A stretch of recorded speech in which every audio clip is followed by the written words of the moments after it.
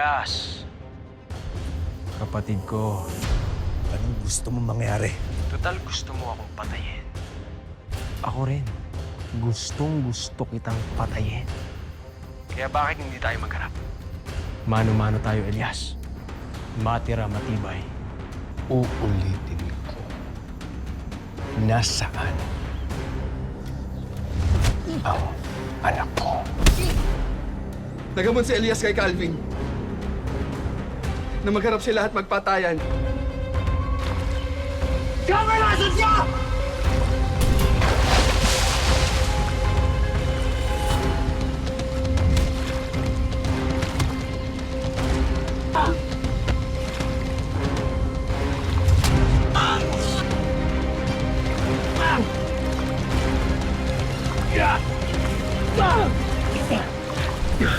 Sige! Patayin mo ako! Elias!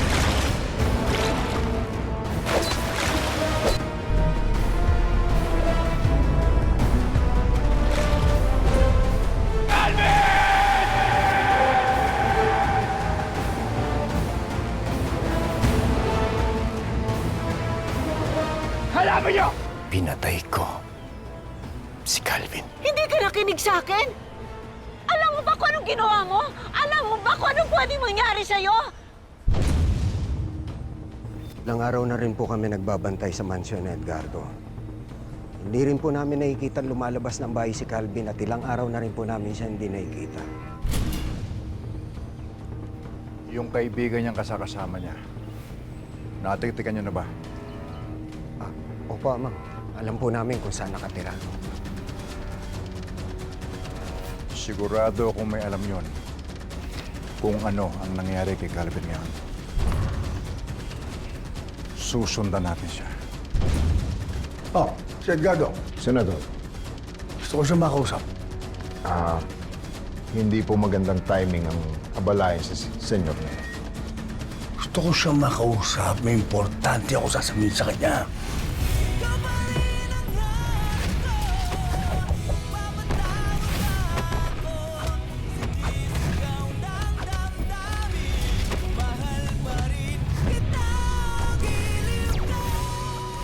Senyor! Senador, ipagpaumanhin niyo po.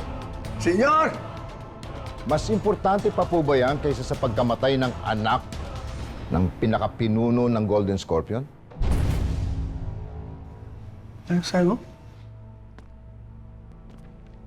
Patay na po si Calvin. Patay na si Calvin. Paano nangyari? Sino pumatay kay Calvin? Yung panganay na anak po ni senyor. Sandali lang. Hindi ba kaysa isang anak lang si Calvin? Ni Edgardo? At siya lang ang tagapagmana niya. Hindi ba? Yung isang anak po ni senyor na si Elias Guerrero. Sino man tong Elias Guerrero? Si Elias Guerrero po ay kilala bilang si Black Rider. Black Rider. Ano po, Senador? Gusto niyo po bang samahan ko kayo sa kwarto ni senyor? Na, hindi na. Hayaan ko muna makapagpahinga siya. Balik na lang ako. Sige po. Sige.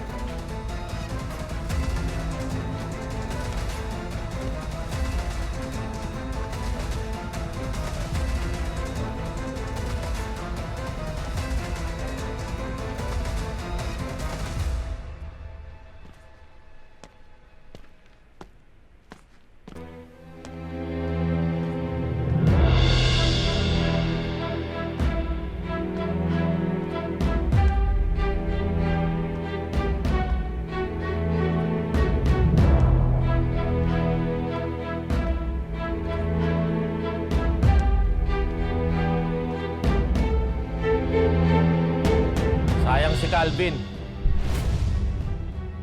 Oo. Marahil hindi siya naging leader ng Golden Scorpion. Nabawasan tayo ng isang galamay. Unti-unti tayong napipilayan.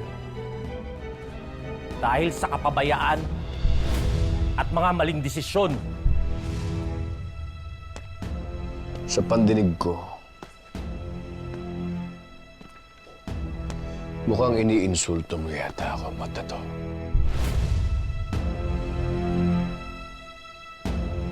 Hindi kita iniinsulto, senyor. Sinasabi ko lang kung anong nasa isip ko. Matador, hindi napapanahon ngayon ang anumang opinyon mo. Hayaan mo siyang magsalita, Hugo. Gusto kong marinig ang opinyon niya.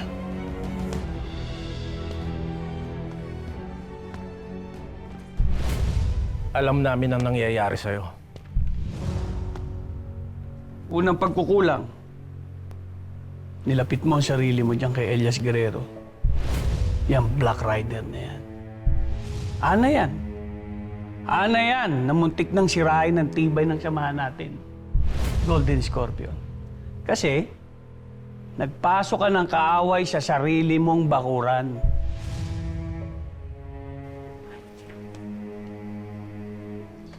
Mukhang minamaliit yun na ang pamumuno ko. At lahat ng mga nagawa kong sakripisyo para sa grupong ito. Ako, hindi ko kini-question ang pagiging leader mo. Ang sa akin lang, paalala.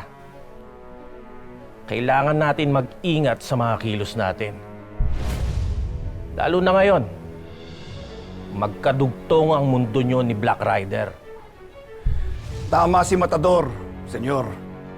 Kahit na anak mo si Black Rider, madami siyang kasalanan. Umaapaw na.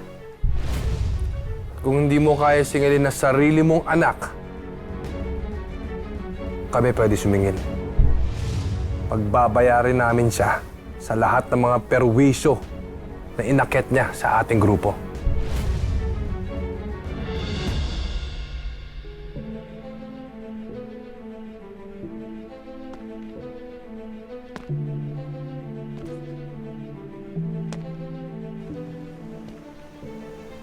Ako lang ang magpaparusa sa anak ko.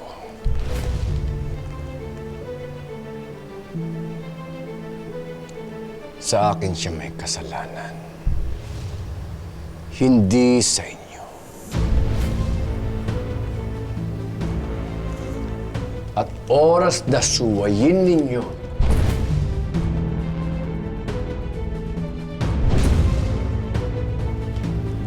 dadaloy ang mga dugo ninyo sa aking mga kamay.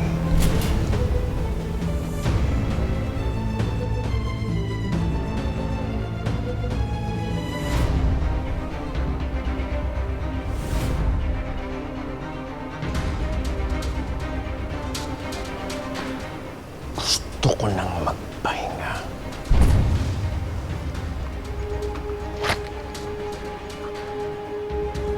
Narinig naman natin ang sinabi ni Senyor. Nais na niya magpahinga. Tara, tara!